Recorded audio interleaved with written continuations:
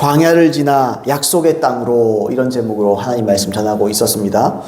우리 지난 시간에 하나님은 인격과 능력을, 우리의 인격과 우리의 능력을 준비시키기 위해서 특정한 이런 목적을 가지고 광야를 우리에게 허락하신다, 그런 말씀을 제가 드렸고요.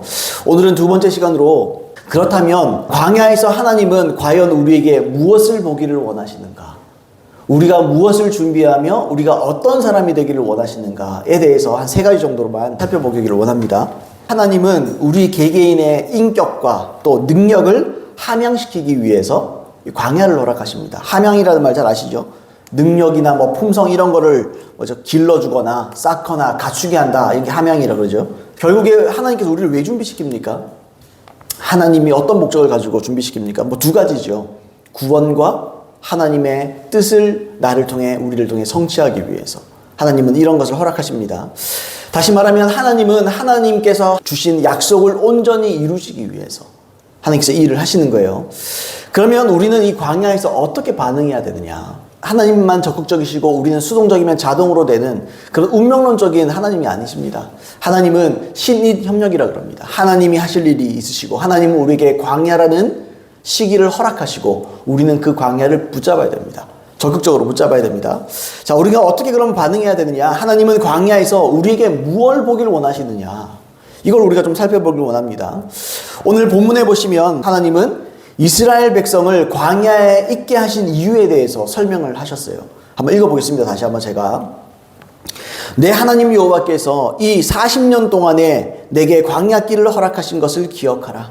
이는 너를 낮추시며 너를 시험하사 내 마음이 어떠한지 그 명령을 지키는지 지키지 않는지 알려 하심이라. 너를 낮추시며 너를 줄이게 하시며 또 너도 알지 못하며 내 조상들도 알지 못하던 만나를 내게 먹이신 것은 사람이 떡으로만 사는 것이 아니요 여호와의 입에서 나오는 모든 말씀으로 사는 줄을 내가 알게 하려 하심이라. 주님의 목적이 나와 있죠. 몇 가지 목적이 나와 있습니다. 이처럼 하나님은 광야의 이 환경을 통해서 먼저 사람을 낮추신다 그러십니다. 사람을 낮춘다. 사람이 사람답게 돼야 된다. 사람 원래 낮아요. 사람 원래 피조물이에요. 그러니까 주제 파악하게 만든다, 이 말입니다. 다시 좋은 말, 좀 성경적인 말로 하면 우리로 겸손하게 만든다, 그런 말입니다. 하나님 없이는 살 수 없게 만든다. 첫 번째 이거죠. 하나님은 사람을 먼저 낮추시길 원하십니다. 두 번째는요, 우리 마음을 시험하며, 그렇게 말했어요. 시험한다. 우리의 마음을 시험한다. 이게 뭡니까? 우리의 동기, 우리의 숨은 야망들, 이런 것들을 전부 제거하기 원하신다. 우리의 사사로운 욕심, 이런 거 다 제거하기를 원하신다. 이런 말을 하는 거죠. 또 하나님의 명령을 순종하는지 테스트한다. 알아보기 위해서 테스트한다. 하나님께서 확인이 필요하다. 하나님은 확인하신다, 이런 말입니다. 또 하나, 광야에서 만나를 먹이신 목적이 뭐냐? 사람이 그냥 밥 먹고 사는 게 다가 아니다. 사람은 여호와의 입에서 나오는 하나님의 말씀으로 살아갈 수 있는 것이다. 여러분, 그래서 하나님 말씀은 굉장히 중요한 겁니다. 하나님 말씀 듣는 건요, 너무너무 중요한 겁니다. 어쩌면 밥 먹는 것보다도 중요할 수 있어요. 우리는 밥은 꼭 챙겨 먹잖아요. 그러면요, 하루에 우리에게 주어진 만나라고 표현하는 하나님의 매일 우리에게 주시는 하나님의 말씀이 있는 거예요. 그 만나는 또 예수 그리스도를 의미하는 거기도 하죠. 내가 참된 양식이다 그러잖아요. 그러니까 매일매일 주의 음성을 듣고 매일매일 주님과 교제하고 살지 않으면 못 삽니다, 사람은. 하나님 믿음으로 살 수가 없어요. 자, 그래서 오늘은 이 말씀을 통해서 한 세 가지 정도 우리가 확인해 보겠습니다. 첫 번째로, 참된 온유함과 겸손함을 배우기를 원하십니다. 하나님은요, 우리가 인간인 걸 알기를 원하십니다. 사람인 걸 알기를 원하십니다. 존 비비어가 이렇게 말했습니다. 좀 전에 인용한 이 2절로 3절의 말씀을 근거로 이렇게 말합니다. 하나님은 무엇을 하셨습니까? 하나님은 그들에게 꼭 필요한 것들만 주시고 육신적인 욕망이나 원하는 것들을 제거하심으로 그들 속에 갈망하는 마음을 창조하셨습니다. 하나님은 그들을 시험하고자 이러한 갈망을 창조하셨습니다. 그 시험이 무엇이었습니까? 뒤에 남겨놓고 온 것들, 이게 뭡니까? 이게 애굽이죠, 애굽. 남겨두고 온 것들. 우리로 치면요, 세상을 말하는 겁니다. 세상에 대한 미련들, 세상에 잘 먹고 잘 살고 누리고 사는 이런 모든 것들, 이런 것들을 뒤에 남겨놓고 온 것들을 대신에 하나님을 갈망하는지 아니면 그들의 육신이 열망하는 것을 찾는지, 그들이 의에 대하여 줄이고 목말라 하는지 아니면 평안과 쾌락에 대해 누리고 목말라 하는지를 보기 원하셨던 것입니다. 그들의 응답입니다. 그러면서 민수기를 인용합니다. 제가 한번 읽어보겠습니다. 그들 중에 섞여 사는 다른 인종들이 탐욕을 품으며 이스라엘 자손도 다시 울며 이르되 누가 우리에게 고기를 주어 먹게 하랴. 우리가 애굽에 있을 때에는 값없이 생선과 오이와 참외와 부추와 파와 마늘들을 먹은 것이 생각나거늘 이제는 우리의 기력이 다하여 이 만나 외에는 보이는 것이 아무것도 없도다 하니. 지금 원망하는 거죠, 그죠? 야, 고기 좀 먹고 싶다. 맨날 이 만나가 시리얼 같은 거거든요. 시리얼. 아, 시리얼만 먹고 못 살겠다. 고기라도 좀 먹고. 여기 뭐 나오잖아요. 값없이 생선, 오이, 참외, 부추, 파. 이건 뭐 외국에는 참이 없습니다. 그냥 다 그거 한 겁니다. 번역을 그렇게 한 겁니다. 오죽하면 마늘도 있잖아요. 마늘. 인간대라고. 하여튼 파와 마늘 뭐 이런 것도 있어. 그죠? 있습니다. 아, 이제는 우리가 기력이 없다. 근데 여러분 아셔야 됩니다. 이스라엘 백성들이 40년 동안 만나 먹고도 버텼습니다. 만나는 완전식품이었습니다. 하나님께서 온전한 거 주지 그런 거 안 줍니다. 그러니까 지금 뭡니까 여러분? 나름 미식가들이에요. 뭔가 입에 맞고 뭔가 좀 자기를 좀 이렇게 위로해주고 좀 든든하게 할 뭐 이런 것들, 이런 거 없다. 그러니까 지금 불평하는 거죠. 불평불만하는 거죠. 광야에 가뜩이나 힘든데 우리가 이것만 먹고 어떻게 사냐? 하나님께 따지기 시작하는 겁니다.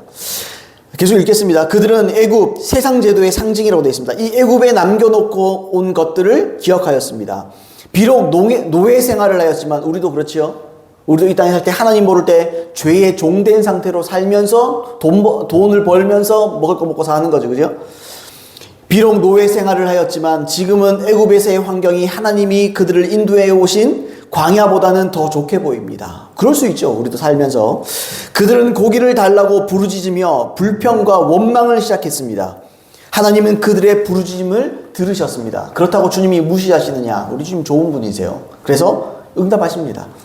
시편 106편 15절 여호와께서 저희의 요구한 것들을 주셨을지라도 주시긴 주십니다. 우리가 광야를 살면서 하나님께 주님 못 버티겠습니다. 제발 주시고 뭐도 주시고 우리가 뭐 불평하고 세상의 것들도 채워주세요. 이렇게 할 수 있어요. 그 대신 뭐라 그랬습니까? 여호와께서 저희의 요구한 것을 주셨을지라도 그 영혼을 파리하게 하셨도다. 파리하게 하셨다는 말은 쇠약하게 하셨다. 모자라게 하셨다. 그 영혼이 병들게 하셨다. 그게 허락하셨다 이런 말입니다. 허용하셨다. 여러분 배는 든든하고 잘 살게 뭐 또는 불평불만은 없어질지 몰라도 그 영혼들은 쇠약해지는 겁니다. 광야에서 하나님의 의도대로 가지 않고 그 땅에서 이 광야의 시기 가운데 우리가 물론 기도할 수 있습니다. 뭐 달라 저거 달라 불평불만할 수 있습니다. 그리고 하나님은 불쌍해서 주실 수도 있습니다. 그 대신 우리의 영혼과 바꿔치기 하는 겁니다. 자, 또 시편 78편 29절 30절 저희가 먹고 배불렀나니 하나님이 저희 소욕대로 주셨도다. 저희가 그 욕심에서 떠나지 아니하고 저희 식물, 여기서 식물은 음식입니다. 저희 음식이 아직 그 입에 있을 때에 이렇게 말합니다. 그 소욕대로 주셨는데도 욕심을 떠나지 아니하고 그러니까 하나님은 우리가 욕심으로부터 정욕에서부터 해방되기를 원하는 거잖아요. 근데 우리가 여전히 욕심대로 구하면 하나님께서 어쩔 수 없이 주실 수도 있어요. 그 대신 우리의 욕심은 못 이깁니다. 우리의 욕심은 그대로입니다. 우리의 높아짐, 낮아짐이 아니라 높아짐, 온유가 겸손이 아니고 내 마음의 높아짐, 자존심 이건 그대로입니다. 그러면서도 하나님께 뭘 얻을 수는 있어요. 이스라엘 백성들이 광야에서 그랬습니다. 근데 그건요 하나님의 뜻이 아니에요. 그건 하나님의 온전한 뜻이 아닙니다. 그들은 계속 읽겠습니다. 그들은 원하는 것을 가졌지만 엄청난 대가를 치렀습니다. 하나님은 그 고기와 영혼의 파리함도 함께 주셨습니다. 이 영혼의 파리함은 하나님의 시험을 감당할 수 없게, 즉 시험에 합격할 수 없게 하였고 결국에 그들은 하나님의 약속의 땅에 들어가지 못했습니다. 그렇게 말합니다. 배고프고 굶어야만 잘 되느냐? 아니죠. 그 말이 아니죠, 여러분. 아시죠? 광야에서 40년 보냈잖아요. 근데 그 길은 하나님의 임재, 하나님의 불기둥과 구름기둥을 따라서 40년 보낸 거예요. 근데 그냥 일직선으로 걸어가면 일주일, 2주일만 가면 가는 거리입니다, 원래. 근데 40년이 걸렸죠. 왜 40년 걸렸다고 생각합니까? 이 말씀이 오늘 보여주는 거예요. 이들이 하나님의 시험을 통과를 못해요. 우리가 여러분 광야 시기에 있어도 우리의 인격과 우리의 능력을 빨리빨리 반응해서 준비하고 돌이키고 겸손해지고 우리가 준비되지 않으면 길어지는 겁니다. 그냥 이스라엘 백성들이 갈 수 있는 거리는요 1-2주면 충분히 갈 수 있는 거리예요. 걸어서 가면. 하나님께서 길을 인도하시잖아요. 하나님께서 직진으로 그냥 인도하셔도 돼요. 근데 하나님은 보신 거죠. 이들이 이대로 가면 가나안 땅에서 버틸 수 없다. 가나안 땅에서 바로 무너진다. 이 사람들은. 얘들은 아직 목이 곧다. 안 된다. 이 낮아져야 된다. 더 낮아지고 더 준비되고 하나님께 대한 신앙을 더 견고하게 해야 된다. 아니면 가면 무조건 얘들은 타락한다. 얘들은 무조건 가면 우상 숭배하고 망가진다. 이걸 주님이 아시는 거죠. 그러니까 하나님께서 40년을 돌리는 거예요. 우리의 인생도 마찬가지입니다, 여러분. 하나님께서 우리에게 광야의 시기를 허락하기도 하십니다. 근데요, 빨리 반응해야 돼요. 빨리 그 안에서 몸부림치고 하나님 앞에 머물러서 여러분 우리가 박살나야 됩니다. 우리가 주제파하고 우리가 깨져야 돼요. 그래서 하나님 앞에 준비돼야 돼요. 하나님 앞에 인격자가 되고 하나님 앞에 능력을 함양하고 준비시켜야 됩니다. 그럼요, 하나님은 바로 옮겨줄 수 있습니다. 하나님 못한다고 생각하십니까? 하나님은 주권적인 분이에요. 하나님 주권을 가지고 있어요. 하나님은 그러나 그 주권을 우리를 위해서 사용하십니다. 우리가 복받으면, 우리가 이 상태에서 복받으면, 우리가 인격적이지 못하고, 우리가 아직 능력이 함양되지 못하고, 하나님 앞에 이 겸손과 온유를 준비하지 못하고, 갖추지 못하면, 우리는 하나님 복 주면 바로 무너집니다. 여러분, 하나님께서 많은 자들로 또 복을 주시기도 하지만, 많은 자들에게 복을 못 주시는 이유가 뭡니까? 사람들이, 여러분, 복을 받기 전에는 드러나지 않아요. 그 사람들의 참모습, 실체가 드러나지 않습니다. 근데 여러분 한번 보세요. 사람들은 복권 한번 당첨해 보세요. 여러분, 복권 당첨된 사람들이 거의 실족하고 인생이 망한다 그럽니다. 왜입니까? 감당을 못하는 거예요. 누리지를 못해요. 이것 때문에 사람들이 눈이 돌아버려요. 하나님이 주시는 복도 똑같습니다, 여러분. 하나님이 우리에게 복 왜 못 주실까요? 간단한 거예요. 내가 준비가 안 된 거예요. 내가 인격적으로 내가 어떤 다른 많은 면에서 준비가 못 된 거예요. 그러니까 하나님 주지를 못해요. 줘도 망가질 건 아는 거예요. 그건 복이 아니라 저주가 될 걸 아는 거예요. 그래서 하나님 복을 못 줘요. 그런 경우가 굉장히 많습니다, 여러분. 자, 하나님은요, 광야에서 무엇보다 뭘 보길 원하셔요? 우리의 갈망을 보길 원하신다는 거죠. 여전히 우리 가운데 남아있는 세상에 대한 미련과 원함, 육신의 갈망, 여러분, 이걸 우리가 보기를 원하세요. 네가 아직 세상을 원한다. 네가 아직 세상을 사랑한다. 네가 아직 물질을 좋아한다. 네가 아직 물질을 의존하고 있다. 여러분, 사람들이 그렇잖아요. 통장 잔고에 얼마가 있으면 사람들이 여유가 있잖아요. 우리의 여유는 통장 잔고에 있는 게 아닙니다. 우리의 여유, 여러분, 우리의 평강은 어디에 있습니까? 하나님이 나와 함께하는 데 있는 겁니다. 하나님이 나와 함께하고 주님의 임재가 느껴지는 데 있는 겁니다. 어떤 사람은요, 부자예요. 모자람이 없습니다. 그래도 영혼이 파리합니다. 여러분, 대기업의 총수들이 맨날 기분 좋은 줄 압니까, 여러분? 그 사람들이 자기의 막 영혼을 짜내서 하는 거예요, 그거. 보통 일이 아니에요, 그게. 하나 결정하는 게 얼마나 여러분 많은 걸 생각하고 결정을 해야 되잖아요. 여러분, 사람은 돈 됩니다, 진짜. 여러분, 중소기업의 사장만 돼도 이 딸린 식구들이 많기 때문에 결정하기가 그렇게 힘들다 그러더라고요. 우리나라에 참 사업하는 사람이 많잖아요. 여러분, 얼마나 힘들다 그래요, 그거 사업하는데. 하나 결정하고 뭐 하는데. 너무너무 힘들다 그러더라고요. 자, 그것처럼 내 재산이 많냐, 내가 뭐 믿는 구석이 있냐, 그것 때문에가 아니에요. 하나님이 나와 함께 하시고 주의 임재가 내게 가까이 있느냐, 이게 나에게 있으면 아무것도 두려울 게 없는 거예요. 여러분, 순교, 제가 20대 중반에 제가 주님 처음 만나기 시작할 때 딱 하나 궁금했어요. 그 뭐가 궁금했냐면, 야, 이렇게 재미없는데 신앙생활을 왜 하노? 그런 생각이 들었어요. 아니, 신앙생활 내가 해봤네. 와, 너무 재미가 없다. 맨날 성경 공부하고 맨날 교회 나가야 되고 재미가 없다. 뭐 좀 재미가 있어야 뭐. 그래서 제가 생각이 뭐냐면, 딱 드는 생각이, 도대체 이렇게 재미없는 걸 가지고 어떻게 순교하냐.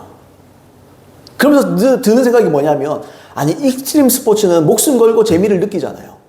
목숨을 걸고 재미를 느끼지 않습니까? 뭐 스카이다이빙도 하고 뭐 어디서 뛰어내리고 뭐 있잖아요. 뭐 요즘 건물도 뛰어내려도 많이 죽습니다. 그거 따라하면 안 돼요. 그건 뭐 아무리 재밌어도 생명을 걸고 그 재미를. 근데 생명 걸고도 재미를 느끼려고 그걸 한다고요. 근데요, 나는 신앙생활하는데 재미가 없으니까 목숨을 못 걸겠어요. 목숨을 걸 수가 없어요. 그래서 제가 그렇게 기도하기 시작했습니다. 주님, 신앙생활 너무 재미없습니다.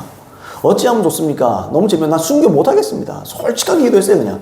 순교 때려 죽이면 난 예수 끝까지 믿는다고 말 못 할 것 같습니다. 솔직하게 있는 그대로 얘기했어요. 그리고 그렇게 몇 개월이 지나고 주님 저를 만나주셨습니다. 그래서 제가 만나자마자 주님한테 딱 물어본 게 있어요. 주님, 순교 어떻게 합니까? 주님 그렇게 얘기하셔요. 순교는 네 마음대로 되는 게 아니다. 순교는 네가 결심한다고 할 수 있는 게 아니다. 순교할 때는 내가 너와 함께 있어야 된다. 그 마음은 내가 주는 거다. 그 결심은 내가 주는 거다. 네가 만들어내는 게 아니야. 네가 나와 함께 있으면 그 결심은 나로부터 나오는 거야. 좀 그렇게 얘기하시더라고요. 그건 객기로 하는 게 아니에요. 순교 같은 건요. 여러분 똑같습니다. 하나님의 뜻대로 사는 것도요. 내 결심만으로 할 수 있는 게 아니에요. 하나님께서 나와 함께 하셔야 되는 겁니다. 주님이 나와 함께 하셔야 되는 거예요. 그거 아니면 아무 의미 없는 거예요.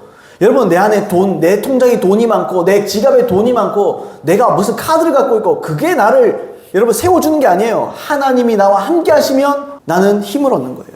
그래서 여러분 예수가 내 힘인 거예요. 예수님이 나의 힘입니다. 여러분 아멘입니까? 예수가 나의 능력입니다. 예수가 나의 모든 것입니다. 여러분 돈 없고 백 없고 괜찮아요. 예수님이 나의 백이 되십니다. 예수님이 우리의 보화입니다. 보화를 질그릇에 모셔야 됩니다. 우리는 질그릇이에요. 부자도 그냥 질그릇이에요.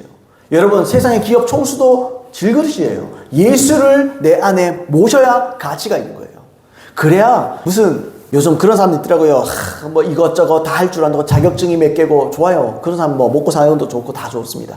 자격증을 많이 있다고 돈이 얼마가 있고 이런 걸로 자기를 증명하려고 그럽니다. 그건 우리를 증명시키지 못합니다. 여러분 예수가 내 안에 있으면 내가 증명되는 겁니다. 예수님이 나와 함께 계시면 주님이 나를 증명해 주시는 겁니다. 사무엘에게 뭐라고 말했습니까? 사무엘이 어떤 사람이었을까? 사무엘이 하는 말은 땅에 하나도 떨어지지 않았다고 그랬습니다. 사무엘이 말한 건 다 이루어졌어요. 왜 이루어졌습니까? 주님이 그와 함께 계셨다 그래요. 주님이 함께 계시면 우리의 말 한마디도 권위가 있습니다. 우리가 한마디를 해도 우리가 어떤 생각을 말해도 사람들은 존중할 수밖에 없습니다. 사람들이 왜 나를 무시하는지 압니까? 내 안에 임재가 없는 거예요. 사람들이 왜 나를 신통치하게 생각하는지 압니까? 주님이 나와 함께하고 계시지 않는 거예요. 근데 하나님이 함께하고 계시면요 별 말을 안 해도 하나님이 계시는구나, 뭔가 있구나, 저 사람 말에는 뭔가가 있구나, 그걸 알게 됩니다. 여러분 그건요 내가 있습니다, 하나님 나와 함께 하십니다 우긴다고 되는 게 아니에요. 그 사람들이 알게 되는 거예요. 여러분 그런 사람들이 약속을 성취할 수 있습니다. 제가 그 말을 하는 거예요. 여러분 어떤 사람이 그러면 갈망할 수 있어요? 어떤 사람이 이런 사람이 될지, 방금 말했던 이런 사람들이 될 수 있습니까? 여러분 갈망하는 사람, 갈망해서 그분을 얻는 사람, 의존해서 그분의 은혜를 얻는 사람. 여러분 그러면 누가 갈망하지요? 누가 갈망하지요? 누가 하나님을 진심으로 찾습니까? 누가 예수님을 진심으로 찾고 누가 성령의 충만함을 간절히 소원합니까? 성령 충만 선포한다고 성령 충만 되는 줄 압니까? 여러분 성령 충만은 그렇게 되는 게 아니라 단순히 성령 충만은 어떤 사람에게 이루어집니까? 간절한 사람에게 이루어지는 거예요. 성령 충만이 자기 목숨보다 귀하게 여기는 사람, 그런 사람에게 성령의 충만함을 위해서 기도하면 성령 충만이 실제로 임하는 겁니다. 우리가 왜 그렇게 기도하면서 성령 충만 못 받느냐? 간절히 원하지 않기 때문이에요. 갈망하지 않기 때문이에요. 누가 갈망합니까? 자기가 죄인인 걸 아는 사람. 하나님의 성령이 아니고서는 절대로 죄를 이길 수도 없고 살아낼 수도 없고 이 땅에 성공할 수도 없고 아무것도 안 된다는 걸 아는 거. 주제 파악한 사람. 그런 사람만 주님 구할 수 있습니다. 아무나 못 구해요. 자기가 모자란 걸 아는 사람. 이런 사람만 하나님 구합니다, 여러분. 왜 기도가 잘 안 될까요? 하나님이 별로 필요 없는 거예요. 하나님이 없어도 뭔가 좀 되어간다고 생각하기 때문에 마음이 높아져서 그래요. 그래 기도를 못 해요. 여러분 기도는요 어떻게 합니까? 기도를 간절히 해야 됩니다. 그 말로 할 게 아니에요. 기도는 해야 됩니다. 간절히 해야 됩니다. 이런 말 할 필요도 없어요. 왜요? 기도는요 원래 간절한 거예요. 왜요? 없는 것에 대한 하나님을 의존하는 방식이기 때문에, 방법이기 때문에. 자기가 죄인이니까 어떻게 해요? 의에 목마른 거예요. 그러니까 하나님께 은혜를 구하는 거예요. 주님 나는 죄인입니다. 하나님의 은혜 없이 나는 죄를 이길 수가 없습니다. 죄를 지을 수밖에 없습니다. 거듭났어도 세상의 유혹이 너무 큽니다. 주님 내가 어떻게 이것을 이길 수 있습니까? 고민하고 따지고 몸부림치는 사람, 이런 사람에게 복음은 복음이고 하나님의 은혜는 진짜 은혜가 됩니다. 여러분 나는 하나님이 별로 필요 없는데요, 나는 하나님 잘 모르겠습니다. 모르는 게 아니고 자기가 자기를 모르는 거예요. 나는 하나님 없어도 잘 살아왔는데요. 아니에요. 그건 자기가 착각하고 있는 거예요. 뭘 잘 살아요, 잘 살기는. 해봐야 죄밖에 더 짓습니까, 여러분? 모든 것이 죄에 다 노출되어 있는데 하나님 없이 어떻게 죄를 이깁니까? 여러분 누가복음 10장 21절로 22절에 보시면 이런 말씀이 있어요. 그때 예수께서 성령으로 기뻐하시며 이르시되 천지의 주제이신 아버지여 이것을 지혜롭고 슬기 있는 자들에게는 숨기시고 어린아이들에게는 나타내심을 감사하나이다. 옳소이다. 이렇게 된 것이 아버지의 뜻이니이다. 내 아버지께서 모든 것을 내게 주셨으니 아버지 외에는 아들이 누구인지 아는 자가 없고 아들과 또 아들의 소원대로 계시를 받는 자 외에는 아버지가 누구인지 아는 자가 없나이다 하시고 그렇게 말했습니다. 여기서 두 가지가 나옵니다. 두 그룹이 나오죠. 지혜롭고 슬기 있는 자가 나옵니다. 그 다음에 그 반대로 누가 나옵니까? 어린아이들이 나옵니다. 여러분 그걸 뭐라 그럽니까? 이것이 뭐냐면 계시를 말하는 겁니다. 하나님을 아는 지식을 말하는 겁니다. 그러니까 하나님을 누가 아느냐? 하나님을 안다는 게 무슨 말이죠? 교제하느냐? 하나님과 누가 함께하고 누가 하나님의 임재를 가운데 있느냐? 이런 것도 다 포함하는 거죠. 하나님이 누구에게 이것을 주십니까? 이것을 주신다. 누구에게 주시죠? 어린아이들에게 주는 거죠. 그럼 우리가 다 어려야 되느냐? 어릴 때만 되느냐? 그게 말이 아니죠, 여러분. 어린아이가 뭡니까? 의존적인 사람을 말하는 거예요. 어린아이들. 아이들이 어때요? 어린아이들. 아직 부모의 돌봄이 없으면 안 되는 사람들. 안 되죠, 그죠? 그래서 아이들은 점점 성숙해져 가면서 자기가 스스로 할 수 있는 일을 하겠지만 아직 어릴 때는 어때요? 부모나 어른들의 도움을 당연한 거로 생각합니다. 그거 하나도 부끄러운 일이 아니에요. 당연한 거예요. 그죠? 어린아이들이, 그죠? 부모의 도움을 받으면서, 아이고, 뭐 이렇게까지. 아이고, 괜찮습니다. 아이들이 그럽니까, 여러분? 아이들이. 아이고, 아빠, 엄마 돈 버는 것도 시원찮은데 괜찮습니다. 제가 간식 괜찮습니다. 내가 알아서 갖다 사 먹을게요. 그럼 아이들이 아니죠. 그럼 우리가 뭐라 그럽니까? 아더워야지. 애가 애더워야지. 부모나 어른들 역시 마찬가지잖아요. 애가 애더워야지. 제가 말을 왜 했냐면, 어른들은 아이들을 도우는 게 당연한 겁니다. 누가 지나가다가 아이가 길을 잃고 막 울고 있다. 그러면 가서 말 걸잖아요, 보통. 가서, 왜 그래? 무슨 일 있냐고. 엄마는 어디 갔어? 아빠는 어디 갔어? 물어보지 않겠습니까? 그죠? 그 도와주잖아요. 근데 여기서 어린아이들의 반대가 뭡니까? 어른들이겠죠. 근데 여기서 어른이라는 게 뭡니까? 지혜롭고 슬기 있는 자들을 말하잖아요. 지혜롭게 슬기 있는 자가 뭡니까, 여러분? 자기가 지혜롭다고 생각하는 사람. 자기가 슬기롭다 생각하는 사람들. 자기가 뭘 좀 안다고 생각하는 사람. 그래서 남의 도움이 필요 없는 사람. 그래서 자기 스스로 자수성가하고 자기 스스로 뭔가 안다고 착각하는 사람들. 이런 사람들은요, 다른 사람의 도움을 싫어합니다. 물론 다 큰 어른이 맨날 도와주고 그래서 하면 안 되죠. 근데 여기서 말하는 그런 게 아니에요. 자기 스스로를 대단하다고 생각하는 사람들. 내가 좀 알지. 나는 좀 알지. 내가 뭐 좀 배웠지. 나도 뭐 나름대로 좀 알지. 이런 사람들 있죠. 이런 사람들은 하나님께 도움을 구하지 않습니다. 자기가 아는데요, 뭘. 사람들이 참 특징이 있어요. 조금만 알아도 많이 아는 줄 알아요. 조금만 알고 조금만 이해해도 자기가 아는 건 요만큼인데 이만치만 아는 줄 알아요. 착각입니다, 여러분. 착각입니다. 이런 사람들은 주님께 도움을 구하지 않아요. 왜요? 지혜롭고 슬기가 있는 자들은 누굴 말하는 거예요? 교만한 사람 말하는 거예요. 하나님은 스스로 어린아이로 여기는 사람, 스스로 겸손한 사람. 하나님 없으면 안 됩니다. 하나님 없으면 단 하나도 내가 해낼 수 없습니다. 제가 영적으로 굉장히 좀 좋았을 때, 그때는요, 물론 뭐 이렇게 제가 내 취향대로 할 건 다 하지만, 다 물어봐요, 주님한테. 이거 어떻게 할까요? 이 일은 어떻게 해야 됩니까? 저 일은 어떻게 해야 됩니까? 다 물어봐요. 그리고 무조건 기다려요. 그럼요, 신기하게 하나님 다 가르쳐줘요. 신기하게 다 가르쳐줘요. 이건 이렇게 해야 돼. 그럼 내가 딱 깨달아져요. 이거 주님, 이렇게 원하시는구나. 막 기도하고 묻다 보면요, 그냥 깨달아져요. 이건 오케이, 이건 오케이. 이렇게 하면 되겠네. 그러면 기도 딱 끝나고 나면요, 시작하면 돼요, 그냥 다.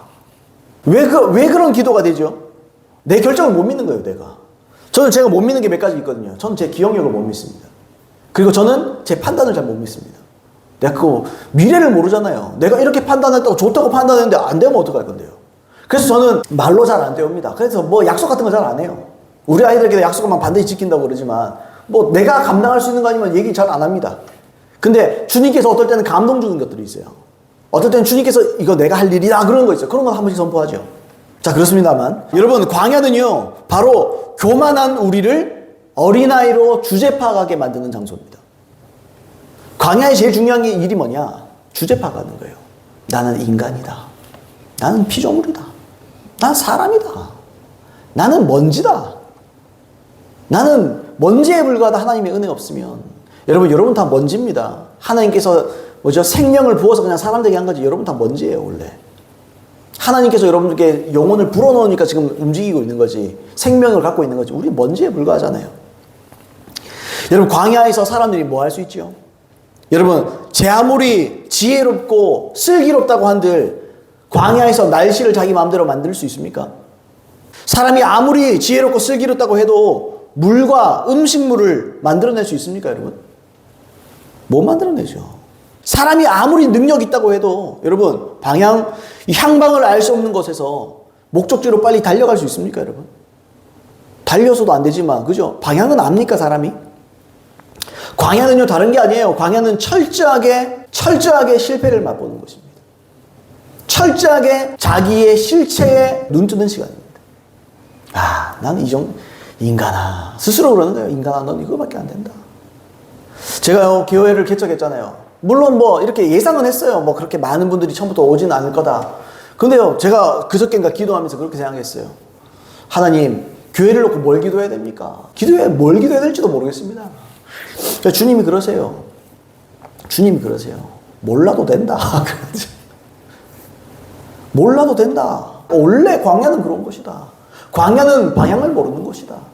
광야는 앞에 뭐가 닥칠지도 모르는 것이다. 그냥 내 앞에 서 있으면 되는 것이다. 내 앞에 무릎 꿇고 있으면 되는 것이다. 주님 그런 얘기를 저에게 하시는 것 같아요.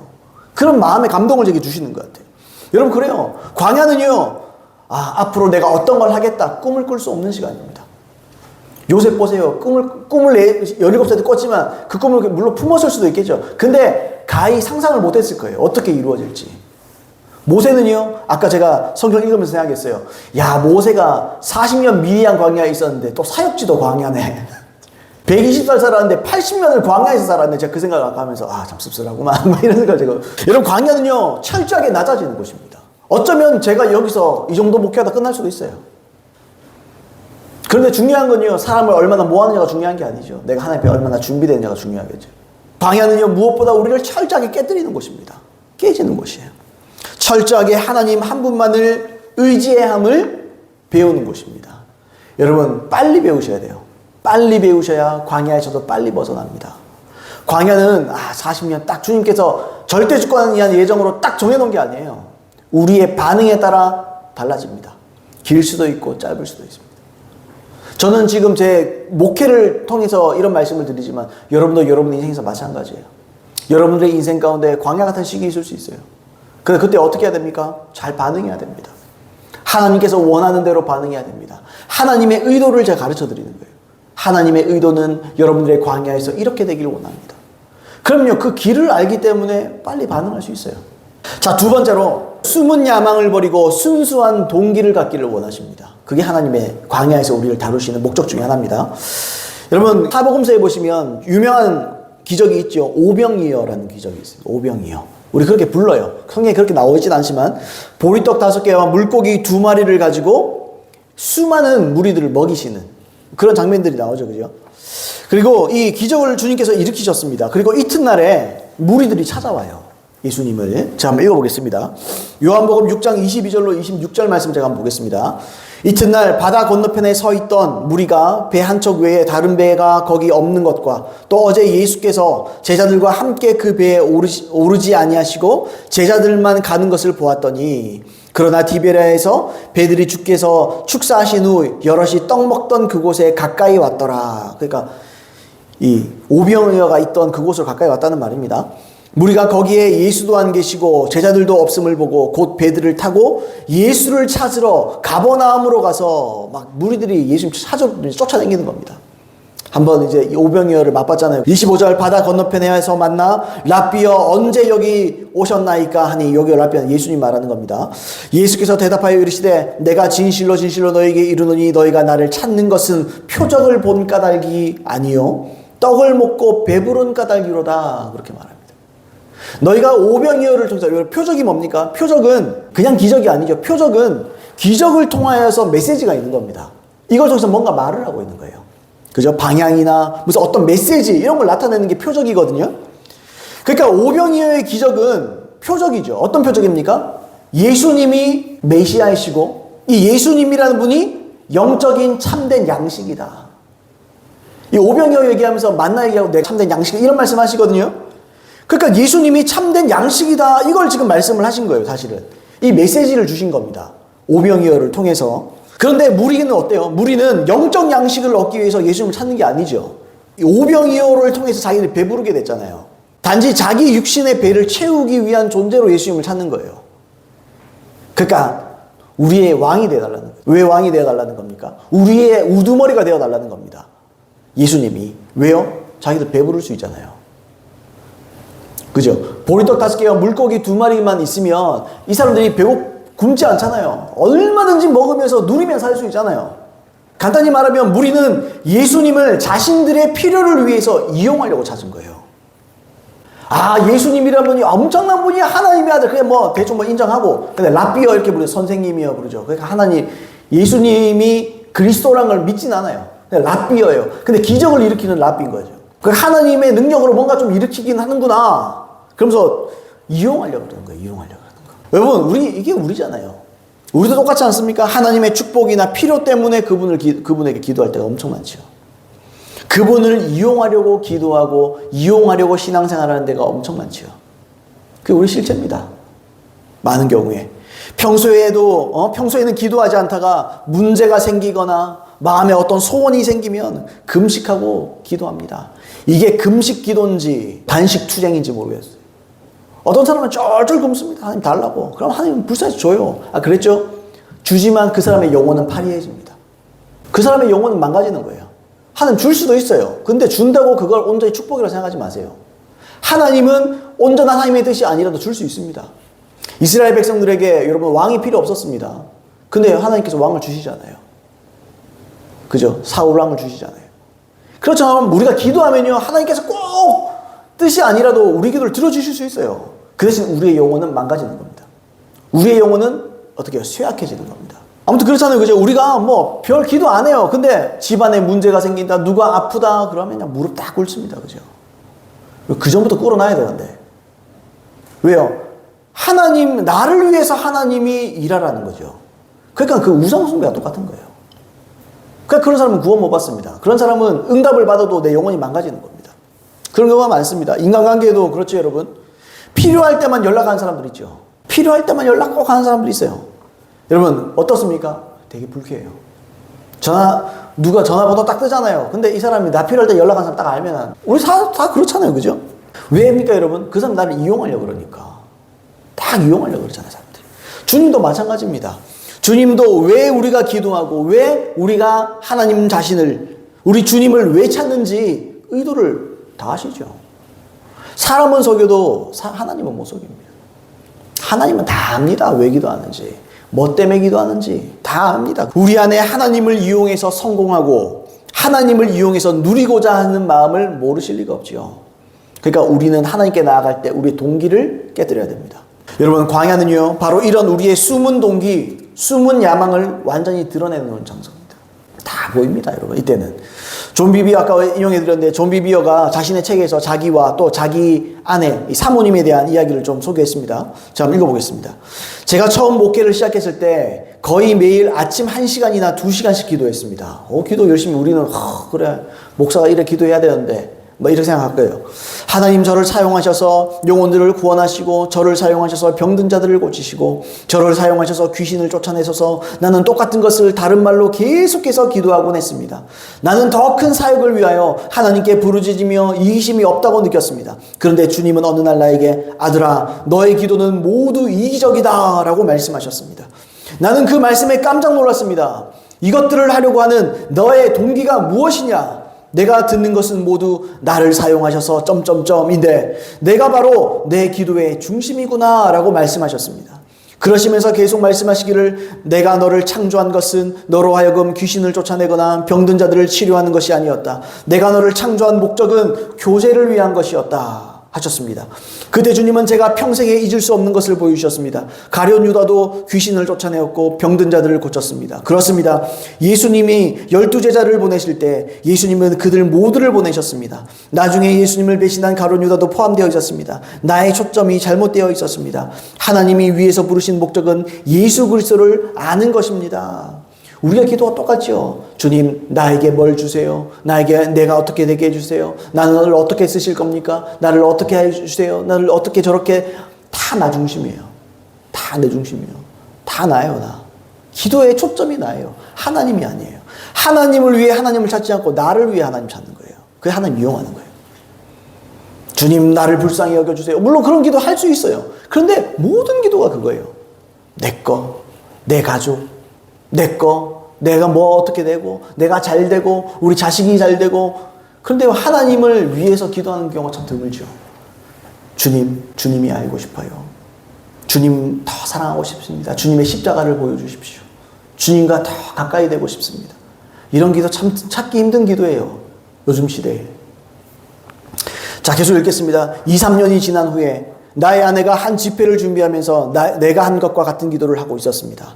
그래서 주님은 나의 아내에게 리사야, 나는 다른 사람에게 기름 부어주고 그들을 치료해주고 나의 형상으로 변화시키지만 사람들을 이용하지는 않는단다 라고 말씀하셨습니다. 계속해서 주님은 다음과 같은 질문을 하셨습니다. 리사야, 내가 친구로부터 이용당한 적이 있느냐 물으셨습니다. 예 라고 리사가 대답했습니다. 주님은 내 마음이 어땠느냐 물으셨습니다. 내 아내는 배신당했다고 느꼈습니다. 대답했습니다. 주님은 계속 말씀하셨습니다. 많은 사역자들이 나에게 단지 자기들을 사용해달라고 부르짖어 왔다. 치료를 위해 나를 사용하소서, 영혼 구원을 위해 나를 사용하소서. 그러나 나는 처음부터 계속해서 그들의 마음을 바라며 그렇게 해주었다. 그러나 그들은 나에게 마음을 주기보다 사역으로 너무 바쁘게 되고 말았다. 그들은 결코 나의 길을 배우려고 노력하지 않았고 그들 자신의 왕국을 세웠단다. 그러다가 문제가 생기면 나에게 부르짖었다. 하지만 그들이 처음부터 나를 몰랐기 때문에 내가 그들의 기도를 응답해 주지 않았을 때 그들은 감정이 상했다. 그들은 이용당했다고 느꼈고 나에게 화를 내었다. 그들은 나를 알지 못했기 때문에 떨어져 나갔단다. 그렇게 말해요. 여기 떨어져 나갔다는 말은 하나님의 구원에서 나가 떨어졌다. 타락했다. 그런 말인 거죠. 여러분, 목적이 뭡니까? 우리 기도의 목적. 우리가 광야에서 하나님 앞에 머무는 목적이 뭡니까? 사역이고 자식이고 다 내려놓으라는 겁니다. 그저 하나님을 찾으라는 겁니다. 하나님과 가까이 하라는 겁니다. 주님과 교제하라는 겁니다. 그죠? 여러분, 견디기 힘든 광야에서는 하나님께 쓰임받고자 하는 우리의 의도와 의중이 다 드러나는 거예요. 다 드러나는 겁니다. 어떻게 드러납니까? 우리가요, 겉으로는 포장합니다. 저도 마찬가지입니다. 하나님의 영광을 위해서, 하나님을 위해서라는 포장지로 나를 다 포장합니다. 내 속마음과 내 야심과 내 악한 동기를 다 숨기고 있어요. 포장하는 거예요. 하나님을 위해서. 하나님 나라를 위해서 우리 교회에 써주시고 나를 써주십시오. 하나님 나라를 위해서. 그러나 전부 다 그건 포장지일 뿐이에요. 포장지를 다 잡아 뜯어야 돼요. 그죠? 포장지가 불태워져야 돼요. 목회자는 빨리 기름 부음을 얻고 능력받아서 교회에 사람들이 몰려들고 주위 사람들의 부러움을 사고 자기를 무시했던 사람들에게 성공으로 은근히 복수하려는 속셈이 있습니다. 저도 있어요. 저도 왜 없겠어요? 그런 거 있습니다. 여러분, 성도들도 마찬가지예요. 성도들도요, 열심히 기도하고 열심히 빨리빨리 기도하고 하나님이 성공시켜 주셔가지고 은근히 자랑하고 싶고 하나님의 영광을 나타내는 게 아니고 내가 자랑하고 싶은 거예요. 내가 괜찮죠? 내가 하나님의 뜻대로 내가 하나님의 영광을 위해서 했더니 뭔가 되는 거 맞죠? 자랑하고 싶고 은근히 나타내고 싶은 거죠. 자기를. 그래서 간증 조심해야 돼요. 간증 굉장히 조심해야 됩니다. 간증 한마디 한마디 할 때 여러분 조심해서 해야 돼요. 하나님의 영광을 가로칠 때가 굉장히 많습니다. 간증. 내 안에 숨은 속셈이 있는 거예요. 이게요, 다 드러납니다. 이런 속셈이요, 다 드러납니다. 광야에 있을 때는 이거 다 드러나요. 다 보입니다. 여러분, 이런저런 우리의 속셈과 야망이 광야에서 완전히 제거되기를 예수님의 이름으로 축복합니다. 자, 마지막 세 번째로 광야의 극한 상황에서도 순종의 열매를 보기를 원하십니다. 오늘 신명기 8장 2절, 내 하나님 여호와께서 24년 동안에 내게 광야 길을 걷게 하신 것을 기억하라. 이는 너를 낮추시며 너를 시험하사 내 마음이 어떤지 그 명령을 지키는지 지키지 않는지 알려 하심이라 그랬습니다. 여기 나오죠. 하나님은 광야를 통해서 우리 마음이 어떠한지, 명령을 지키는지 지키지 않는지, 이렇게 했어요. 이렇게 하나라고 보시면 돼요. 마음과 행동은 분리할 수 없습니다. 마음과 행동은 하나예요. 행동은 하지 않고 마음만 가득하다. 마음은 가득한데 행동이 잘 안 되네요. 그건 마음이 없는 거예요. 그건 거짓말입니다. 그럴 수 없어요. 마음은 행동의 뿌리입니다. 마음에 가득한 것이 입 밖으로 나옵니다. 마음에 가득한 것이 내 삶으로 나옵니다. 하나님의 말씀 진리로 가득하면 진리로 삽니다. 요한복음 14장 15절에서 예수님이 그렇게 말했습니다. 너희가 나를 사랑하면 내 계명을 지키리니 그랬습니다. 마음과 행동은 하나입니다. 너희가 나를 사랑하면 내 계명을 지킨다. 마음은 곧 행동을 만들어냅니다. 사랑은 곧 순종을 만들어냅니다. 이 자식을 사랑하는 부모는 자식을 섬기죠. 밥도 챙겨주고 옷도 챙겨주고 뭐 이렇게 쓰다듬고 예뻐해주고 자꾸 섬기잖아요. 그 섬기는 게 의무입니까? 이때는 머리를 한번 쓰다듬어줘야 돼. 이때는 밥을 차려줘야 돼. 그런 게 아니죠. 자식 사랑하니까 자꾸 사랑하고 안아주고 싶고 자꾸 가까이 하고 싶고 그런 거 아닙니까? 그 반대도 마찬가지고요. 뭐 자식도 부모를 사랑하면 부모에게 자꾸 순종하고 싶고 말도 잘 듣고 싶고 당연한 거 아니겠어요? 그죠? 똑같은 거죠. 하나님을 사랑하는 자는 마찬가지로 하나님을 섬기게 됩니다. 하나님을 사랑하는데 주일 성수, 하나님 사랑하는데 하나님 봉사도 마찬가지고 하기 싫다? 하나님 안 사랑하는 거예요. 또 어떤 사람은 하나님 안 사랑하지만 겉으로만 그 일을 할 수도 있죠. 외식하는 거죠. 외식하는 거. 그 하나님께서 외식하는 자 싫어하시잖아요. 마찬가지예요. 마음이 담긴 일을 사람 원래 하게 된 그 정상입니다. 하나님을 사랑하는 자는 마찬가지로 하나님의 계명을 지킵니다. 왜요? 내가 사랑하는 사람이 싫어하는 거 하기 싫어요. 내가 좋아하고 내가 사랑하고 내가 아끼고 내가 지극히 사랑하는 사람이 싫다, 싫어한다. 안 하고 싶어요. 그걸 왜 하고 싶어요? 왜 악착같이 고집해서 그걸 합니까? 내가 누군가를 사랑해보세요. 그 사람이 싫어한다는 거 내가 미리 압니다. 이거 저 사람 싫어하지. 안 해야겠다. 조심해야겠다. 그게 죄 아닙니까? 죄? 하나님이 죄를 싫어하십니다. 그러면 우리는 어떻게 해야 돼요? 하나님 죄를 싫어하시지. 우리 관계가 망가질 수는 없지. 내 죄 때문에. 우리 이렇게 되는 거잖아요. 때문에 하나님은요, 광야에서 이걸 테스트하세요. 광야에서 이걸 테스트해 보십니다. 사람이 여러분 좋은 환경에 있거나 물질이나 또는 마음의 여유가 있을 때는 얼마든지 사랑하고 얼마든지 규율을 지킬 수 있어요. 사람이 여유가 있으면 얼마든지 지킬 수 있습니다. 그러나 환경과 여러 면에서 어려움이 닥치게 될 때 우리 지금 맥락으로 광야에 있게 될 때 사랑의 수고를 하고 법 지키기가 힘듭니다. 내 살기도 바빠요. 나 살기도 바쁜데 여기 점점점 되는 거예요. 사람들이 점점 그렇게 되겠죠. 여러분 그래서 경제적으로 어려움을 겪는 지역의 범죄율도 높다 그러지요. 경제적으로 어려움을 겪는 도시에 범죄율이 높다 그럽니다. 스탠퍼드 대학의 범죄학자의 라이프 마이어라는 사람이 있어요. 이 사람이 조사를 했어요. 이 사람이 쭉 조사를 하고 나서 결론을 내린 게 뭐냐면 사람들이 직업을 갖고 가난한 이웃들의 삶이 개선되면 범죄율은 감소한다. 역으로도 마찬가지죠. 사람들이 직업이 없고 막 가난하고 이렇게 되면 범죄율이 올라간다는 거예요. 이 조사 결과예요. 이 사람 연구 결과예요.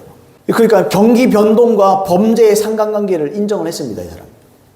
그러니까 가난하고 힘들고 어려운 지역에는 우범지대가 많아요. 할렘가 한번 보세요. 이처럼 하나님의 광야라는 극단적인 환경을 통해서 우리의 하나님을 향한 사랑과 마음과 순종의 진리를 밝히기를 원하십니다.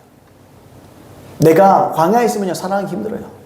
내가 광야에 있으면 하나님의 뜻대로 살기 힘들어요. 우리는 여유가 있어서 하나님 사랑하고 순종하는 게 아니에요. 그러나 애초에 뭘 가졌느냐 혹은 뭘 가지지 못했느냐 이것과는 무관하게 우리는 그냥 하나님 사랑해야 됩니다. 그리고 하나님의 뜻대로 살아야 됩니다. 하나님께 순종해야 됩니다.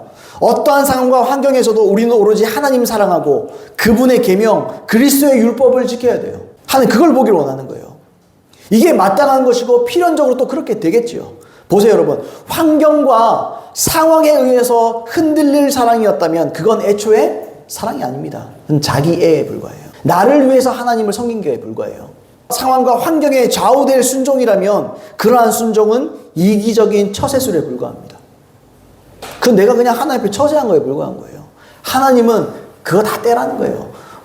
우리 흔히 하는 말로 계급장 떼고 포장지 다 뜯어놓고 있는 그대로 나에게 나오라는 거예요. 하나님 다 보여주는 거예요. 이때 우리가 다 드러나는 거예요. 내가 괴롭고 힘들고 막 벌이가 시원찮고 이럴 때 하나님을 배신할 확률이 더 높아지죠. 내 마음대로 살고자 하는 마음이 더 높아집니다. 아이고 사역이고 멋이고 목회고 멋이고 다 때려쳐 돈이나 벌자. 여러분 결론을 말씀드립니다. 어떤 일을 이룰 때는요 반드시 그에 합당한 조건들이 필요해요. 어떤 일을 하더라도 그 일을 성취하기 위해서는 조건들이 필요하죠. 우리의 구원도 우리의 사명도 철저한 준비가 필요합니다. 구원은요 아직 성취되지 않았어요. 구원을 이루라. 성경에서. 구원을 이루라. 구원은 안 끝났습니다. 우리 죽을 때까지 이루어가는 게 구원입니다. 그리고 뭐 사명도 마찬가지지요. 끝까지 가야 되는 거죠. 성경의 여러 인물과 사례들을 통해서 제가 광야를 말씀드렸잖아요. 그러나 우리가 결단코 잊지 말아야 될 게 있어요. 광야의 시기를 지나서 약속을 성취한 사람들은 극소수입니다. 성경의 예를 제가 성공한 사람들의 예를 들어서 그렇지 실제로 구원과 또 이 약속을 성취한 사람, 광야를 지나 성취한 사람들은 극소수입니다. 하나님의 위대하고 놀라운 약속 받은 사람 많아요. 여러분 저 기도원 가보세요. 하나님의 놀라운 엄청난 약속 받은 천지에 널렸습니다. 무지하게 많습니다. 하나님께서 나를 이렇게 쓰신다 그랬다고. 근데 나이가 60, 70, 80인데도 그거 기도하고 있어요. 그거 왜 그렇다고 생각하세요? 여러분 준비가 덜 된 거예요. 그냥 아직도 광야인 거예요.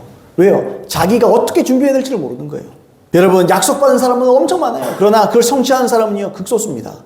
구원을 받는 사람이 소수인 것처럼 사명을 성취하는 사람도 소수예요. 얼마 안 됩니다. 여러분 마태복음 22장에 보시면 혼인잔치 비유가 나옵니다. 거기에 보면 이런 내용이죠. 어떤 임금이 자기의 아들의 혼인잔치를 엽니다. 자기 아들이 이제 결혼하는 거예요. 어떤 임금이라고 왕입니다. 왕. 그리고 종들에게 시킵니다. 사람들을 초대하라는 거예요. 여기에 걸맞는 사람들 좀 초대해라. 그렇게 초청을 합니다. 처음에 이 초청을 받는 많은 사람들이 있습니다. 근데 그 사람들이 뭐라 그러냐면 자기 할 일이 많대요. 내가 뭐 자기도 뭐 한지 얼마 안 돼서 뭐 소도 봐야 되고 뭐도 봐야 되고 그런 뭐 그런 얘기들이 나와요. 그래서 많은 사람들이 거절합니다. 그리고 심지어 어떤 사람들은 임금이 보낸 종들을요 잡아서 모욕합니다. 그리고 때려 죽여버립니다. 그러니까 임금이 노합니다. 임금이 노해서 군대를 다 보내가지고요 그 살인자들 다 죽여버려요. 그 다음에 임금이 생각하는 겁니다. 이런 사람들이 자기 혼인잔치에 합당하지 않다. 그래서 종들 보고 그럽니다. 요 앞에 나가면 네 거리가 있으니까 사거리가 있으니까 거기 가서 만나는 대로 초대해라. 그래서 사람들을 막 초대하는 거예요. 그래서 사람들이 막 몰려왔어요. 길거리에 있는 사람들 막 불렀더니 막 몰려왔어요. 혼인잔치가 사람들로 가득했습니다. 사람들이 많았어요. 근데 그 중에 결혼식 예복을 갖추지 않는 사람이 있었어요. 결혼식 예복을 안 입었습니다. 지금도 그렇지만 결혼식에 여러분 입고 갈 때 옷 정장을 입던지 그래도 좀 이렇게 어느 정도 되는 걸 입어야죠. 예의를 갖춰줘야 되죠. 심지어 여기는 왕의 자식의 결혼이에요. 왕의 아들의 결혼입니다. 그러면 예복을 입어야 돼요? 안 입어야 돼요? 당연히 입어야지. 예의를 딱 갖춰요. 정중하게 예의를 딱 갖춰줘야죠. 근데 안 입은 사람들이 있어요. 이 예복이 뭡니까? 이게 요한계시록 19장 8절에 나오는 성도들의 옳은 행실이에요. 어쨌든 이 사람이 결국 어떻게 됐냐? 잔치에 쫓겨납니다. 이게 뭡니까? 이게 하나님 나라의 비유라 그럽니다. 예수님이. 그렇게 말해요. 다시 말하면 구원에 대한 비유예요. 누가 하나님 들어갈 거냐? 이 비유입니다. 임금은 누굽니까? 임금은 하나님이십니다. 아들은요? 예수님이십니다. 예수님의 혼인잔치입니다. 예수님 혼인잔치가 뭡니까? 재림을 말할 수도 있고 구원을 말할 수도 있고 하나님께서 종들을 보냅니다. 종들이 누굽니까? 선지자들입니다. 구약의 선지자들 보내는 겁니다. 그래서 사람들이 막 초대했죠. 그러니까 어떻게 해요? 어떤 악인들은 막 초대해. 나 바쁘다 안 한다. 처음에 뭐라 그랬어요? 사거리로 가기 전에 이게 맞는 사람들한테 먼저 보냈잖아요. 이게 누구죠? 유대인들 얘기하는 겁니다. 그러니까 유대인들에게 보냈더니 선지자들을 유대인들에게 보내니까 유대인들이 싫다 그러죠. 다 거부해버리죠. 또 어떤 유대인들은 선지자들 죽여버리잖아요. 이사야는 톱에 쓸려 죽였다 그러죠. 하나님의 종 선지자를 보냈더니 초대에 응하지도 않고 어떤 사람들은 선지자를 막 박해하고 죽여버리잖아요. 이게 지금도 일어나는 일입니다. 지금 현실에서도. 자, 그래서 하나님이 다른 사람들 사거리에서 이거 이방인들 말하는 거죠. 그래서 이 사람들이 초대에 응합니다. 근데 아까 예복 안 입은 사람이 있었다 그랬잖아요. 성도들의 옳은 행실이라고 했잖아요. 믿음으로 구원받는다. 맞아, 믿음으로 구원받아요. 근데 믿음은요 반드시 옳은 행실을 나타냅니다.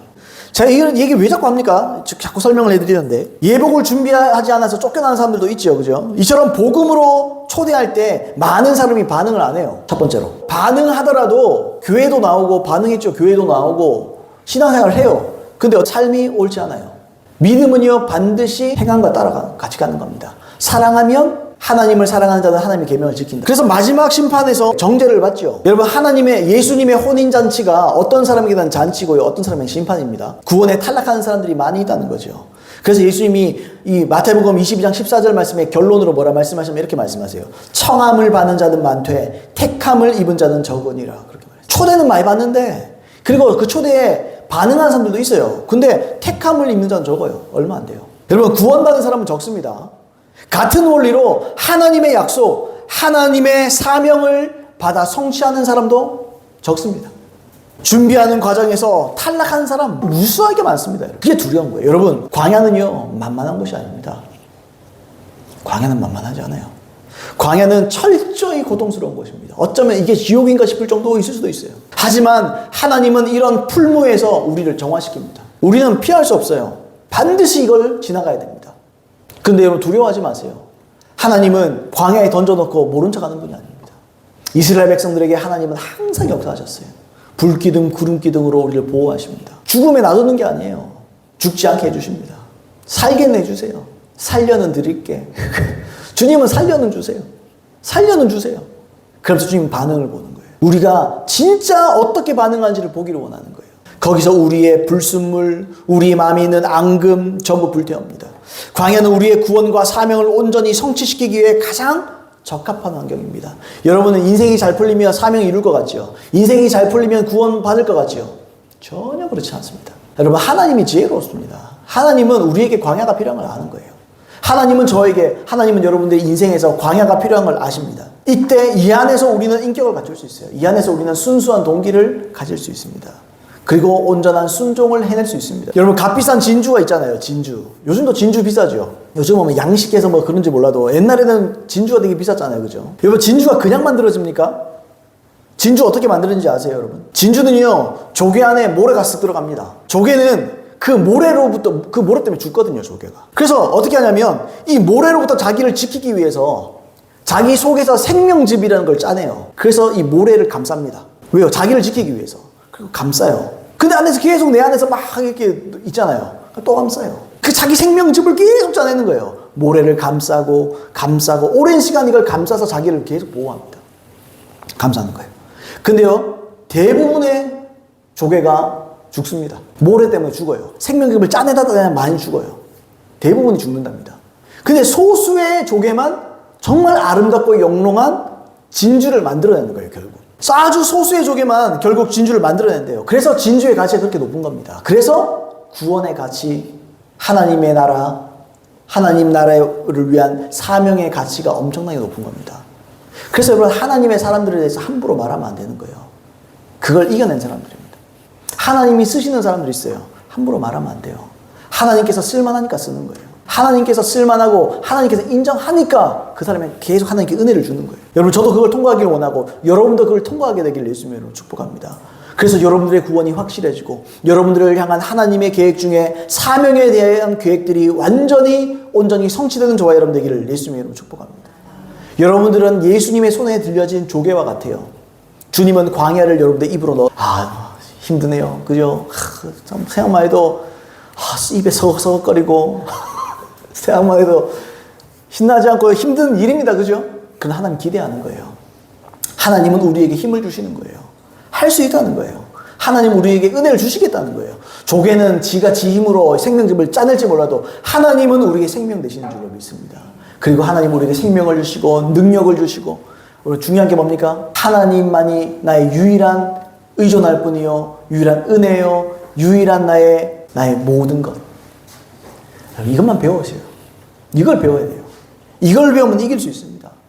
이걸 알면 이겨냅니다. 필사적으로 여러분 준비하십시다. 필사적으로 몸부림쳐서 하나님께서 쓰실 만한 사람, 하나님께서 구원하실 만한, 구원을 성취하고 사명을 성취할 수 있는 저와 여러분 되기를, 그렇게 준비되기를 예수님의 이름으로 축복합니다. 광야의 어려움, 광야에서 주어지는 모든 걸 다 기회로 삼으세요.